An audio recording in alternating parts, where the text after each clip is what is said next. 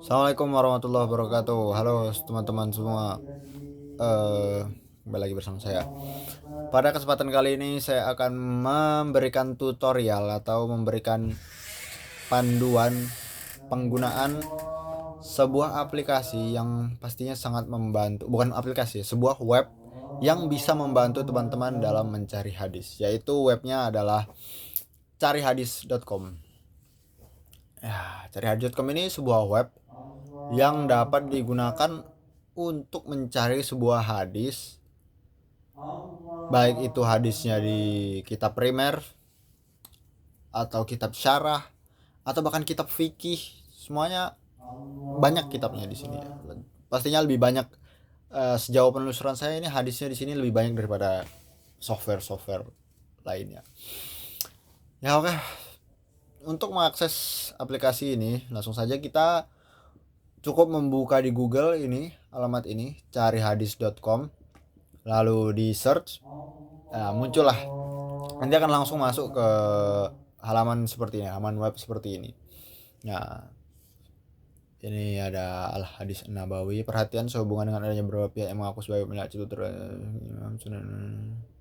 terjemahan kitab itu akan.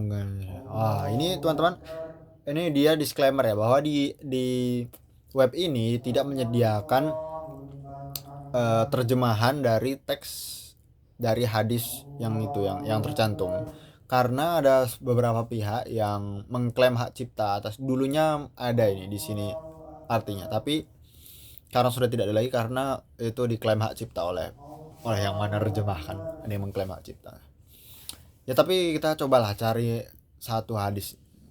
Contohnya, di sini sudah ada histori pencarian saya. Kita cari Aliyadul Ulia, yang mana hadisnya itu Aliyadul Ulia khairum min yadus sufla. Tangan di atas lebih baik daripada tangan di bawah. Kita cari, lalu kita tekan enter. Itu kata-kata pencariannya tadi itu bisa teman-teman variasi. Misalnya teman-teman mau cari hadis innamal a'malu binniyat, ya tinggal klik saja innamal a'malu atau a'malu binniyat, itu dicoba saja cari, insya Allah dapat. Ya kalau teman-teman juga mau penelitian atau apa gitu bisa sih cari hadis di sini. Kalau misalnya download software terlalu sulit, terlalu ribet, ya tinggal pakai ini saja, tinggal buka Google lalu cari kata pencarian, cari hadis. Nah, ini kita sudah masuk ke ininya ya teman-teman, ke hasil pencarian dari kata kunci Aliyadul Ulia. Nah, begini kok tampilan dari hasil pencariannya. Itu ada di Sahih Bukhari, Sahih Muslim, Abu Dawud, Nasai, Darimi, Malik, Ahmad, Daraqutni. Ini apa yang enggak ada ini? Tirmizi, Nasai, Abu Dawud, Ibnu Majah ya, Ibnu Majah. Oh, di Ibnu Majah enggak ada ya. Ini yang paling atas itu diprioritaskan dari kitab yang primer atau kutubut tis'ah, kutubut sita dan kutubut tis'ah. Kalau ada salah satu yang enggak ada di sini, berarti misalnya ada, ini kan kasusnya di sini di kitab Sunan Ibnu Majah tidak ada ya. Jadi ini cuma sampai 8 nih, Musnad Ahmad. Nah, itu berarti memang hadisnya tidak ada di kitab Sunan Ibnu Majah itu. Kita harus cross check ke software lain atau ke tempat lain untuk memastikan apakah benar-benar tidak ada di situ. Ya lagi-lagi ini aplikasi ini hanya untuk membantu kita, tidak bisa kita jadikan patokan sebenarnya. Nah, menariknya di aplikasi ini tidak hanya memuat kutubut tis'ah, tapi juga ada bahkan tidak hanya kitab primer, bahkan ada kitab sekunder. Itu seperti yang sudah saya jelaskan tadi, ada kitab sekunder seperti ini. Bulughul Maram ini kan, Riyadhus Shalihin, Bulughul Maram itu kan kitab sekunder ya. Bulughul Maram itu karya Ibnu Hajar Asqalani, Riyadhus Shalihin karya Imam Nawawi. Nah, juga ada kitab-kitab yang kitab primer tapi dia tidak masuk kategori kutubut tis'ah, itu juga ada, seperti Musannaf Abdul Razak, Musannaf Ibnu Abi Syaibah, terus Mu'jam Tobaroni. Nah, itu juga kitab primer sebenarnya, tapi tidak masuk ke jajaran kutubut tis'ah karena mungkin ya kutubut tis'ah sudah mewakili kitab-kitab tersebut dari segi kelengkapan atau segi kualitas hadis yang ada di dalamnya. Ya gitulah. Terus di sini juga ada kitab syarah ya. Ini Tuhfatul Ahwazi, ini syarah Tuhfatul Ahwazi, syarah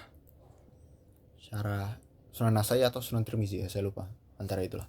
Nah, pokoknya di sini juga ada kitab syarah. Bukan hanya kitab hadis primer saja, tapi ada kitab hadis sekunder, bahkan kitab syarah. Fathul Bari Ibnu Hajar.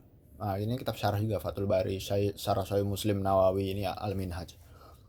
Aunul Ma'bud, Syarah Sunan Abu Daud. Ya gitu ya teman-teman. Coba sekarang kita buka hadis yang di Sahih Bukhari nomor 1339. Apakah pencariannya akurat? Al-Yadul Ulya khairum yadis sufla tadi. Hadasana radhiyallahu qala sami'tu Nabi sallallahu alaihi wasallam wa hadasana Abdullah bin Maslam radhiyallahu anhu anna Rasulullah sallallahu alaihi wasallam qala wa huwa 'alal mimbar wa zakara shadaqah wa ta'affuf wal mas'alah al yadul ulya khairum min yadis sufla. Ya, ini benar hadisnya, akurat ya, jadi pencariannya di Sahih Bukhari ini. Coba kita ke sampingnya, ke setelahnya. Nah, jadi untuk geser itu teman-teman bisa langsung pencet ini untuk geser kembali. Ini kan itu kan nomor hadisnya 1340. Nah, untuk menggeser ke 1341 teman-teman bisa lihat ini. Atau bisa kalau untuk balik teman-teman bisa geser ini. Nah, ini juga sebenarnya ini kurang membantu ya teman-teman. Seharusnya itu kalau mau geser ke bagian selanjutnya itu geser ke hadis yang sama yang tadi, yang seharusnya kan di awal tadi kan dia menyebutkan ya berapa tadi, bahwa di Sahih Bukhari ini ada hadis 1339 1379. Seharusnya itu, menurut saya seharusnya itu kalau dia pencet geser ke kanan ke next, itu seharusnya idealnya dia harus lanjut ke 1379, tapi yang tadi malah lanjutan dari kitab Sahih Bukhari. Jadi itu kurang membantu sebenarnya fitur next dan previous itu. Nah, ini kita bisa dengan mudah,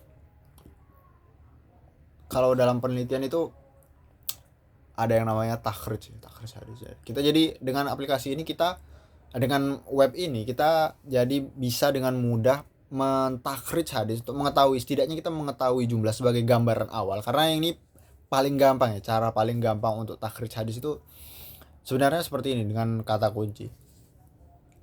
Jadi kita bisa langsung tahu jumlah hadisnya ada berapa dan nomornya, bahkan nomor hadisnya berapa. Tapi kekurangannya ya kita repot untuk ngecek satu-satu, harus kembali lagi karena fitur next dan previousnya tadi itu tidak membantu untuk kita menelusuri hadis ini yang di hasil pencarian ini satu persatu, tapi itu malah membantu kita untuk menelusuri kitabnya secara keseluruhan. Ya, jadi ya di samping kesimpelannya juga web ini tentunya memiliki banyak kurangan ya. Kurangannya yang paling bisa dirasakan itu tidak ada artinya. Jadi orang kalau tidak paham bahasa Arab itu susah sebenarnya, karena tidak ada artinya. Tapi ya di samping kekurangannya yang sudah saya sebutkan tadi, ya web ini juga tentunya memiliki kelebihan yang bahkan sangat jarang dimiliki oleh web atau aplikasi software hadis lainnya, yaitu cakupan kitabnya yang sangat luas. Itu sudah saya jelaskan tadi. Bayangkan ini kitab begini, kitab Bulughul Maram itu, takhrij ke Bulughul Maram itu jarang ada software yang takhrijnya sampai meliputi Bulughul Maram, sampai meliputi Faidul Qadir dan Mustadrak Hakim masih lah. Ya pokoknya ini sangat luas lah cakupannya. Itu kemarin saya cek banyak ya, itu sampai 100 atau 200-an kitab ya yang tercantum di sini. Itu jumlah yang luar biasa sebenarnya. Perlu diapresiasi. Ya begitu saja sih teman-teman, mungkin. Coba kalau kita klik judul kitabnya, ini kok 404 not found ini. Kita cek Sahih Muslim. Tidak bisa ya teman-teman. Saya kira bisa dicek kitabnya gitu dari awal. Jadi sudah seperti itu saja mungkin teman-teman. Karena ya ini memang webnya bisa dibilang sangat simpel. Apakah web ini bisa membantu untuk pengkaji hadis, untuk mencari hadis? Ya tentu saja bisa, tapi agak sedikit butuh effort lebih. Walaupun effort lebihnya bukan dari segi cara kita mencari hadisnya, tapi effort lebihnya cara kita menelusuri hasil pencarian. Hasil pencarian satu, kita harus buka manual satu-satu, dan kita tidak tahu artinya apa. Kita harus, jadi kalau kita tidak paham bahasa Arab, jadi kita harus menelusuri lagi ke tempat lain atau dengan kamus atau apa untuk mengetahui arti dari hadis ini.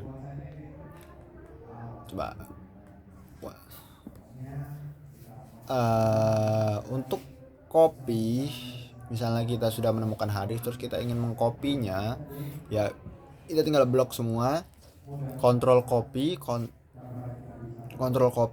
paste, kontrol copy di sini, terus kita pulang ke dokumen tempat kita ingin menaruh file ini, terus kita kontrol paste. Itu sangat mudah lah kalau untuk copy pastenya ini semua hadis yang ada di sini itu bisa diblok, bisa di kontrol copy, bisa diblok seluruhnya atau diblok setengah saja. Misalnya mau mulai dari An-Nafi, mau bikin kutipan hadis gitu kan, nah bisa jadi An-Rasulullah salam kola, dan dari sini bisa juga.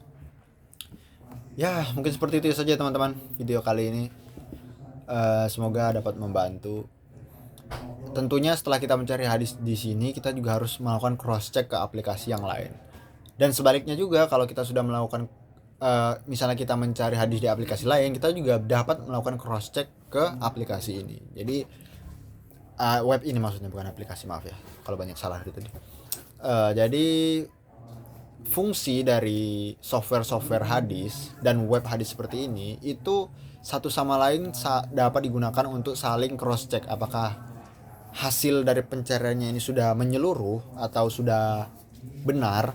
Sudah menyeluruh sih, terutama apakah sudah mencakup semua hadis yang benar-benar ada, apakah sudah mencakup benar-benar semua hadis yang ada di kutubut tis'ah, atau masih ada yang ketinggalan nih 1-2. Itu sangat mungkin ya misalnya di web ini itu tidak ada hadisnya, tapi kita cari di web atau software hadis lainnya seperti yang kemarin kita bahas itu.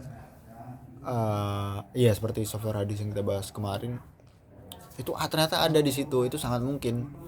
Begitu juga sebaliknya, mungkin di salah satu software hadis seperti Jawami'ul Kalim itu tidak ada hadisnya, tapi di web ini itu ada hadisnya. Jadi itu salah satu fungsinya untuk saling melengkapi. Ya mungkin itu saja ya untuk video tutorial penggunaan software kali ini. Semoga membantu. Assalamualaikum warahmatullahi wabarakatuh.